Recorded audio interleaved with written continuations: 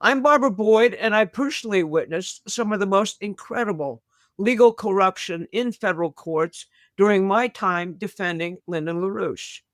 What's happening to Trump now follows the exact same playbook I've seen before, and I know exactly how it can be defeated.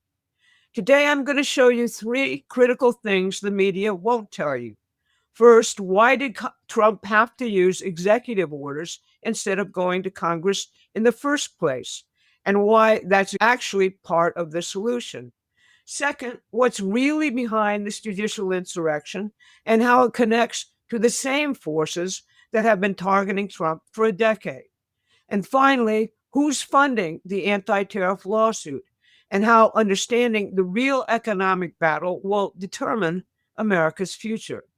Now, President Trump's shock front of executive orders seals the border, stops the immigration slave labor trade and fentanyl killings, dismantles the deep state behind the forever wars, while building a modern manufacturing economy dedicated to constant scientific and technological progress. They attack big pharma, big ag, big tech, and other deadening concentrations of corporate power. He's using tariffs to bring back manufacturing and our industrial base from the globalist havens it was offshored to. He's on a peace offensive trying to settle every dangerous war while building a revolutionary shield against incoming missiles. But here's the reality the media won't admit. Republicans in the House and Senate are hardly on board with this agenda. Otherwise, Trump could have turned to them to get legislation allowing him to quickly deport millions brought here illegally by the Biden administration. He could have turned to them to grant him emergency tariff powers to force Canada, Mexico, and China to stop trafficking deadly fentanyl. He could have turned to them to force manufacturers to come back to America.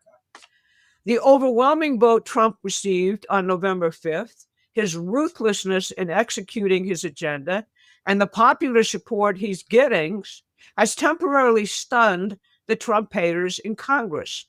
They're holding their fire. They're very much underground, both in Congress and in the administration itself.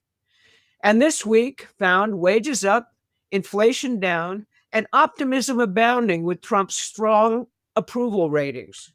He just had a rally in Pittsburgh with steelworkers lauding him for saving U.S. steel through a merger with Nippon Steel, creating thousands of jobs in Pennsylvania.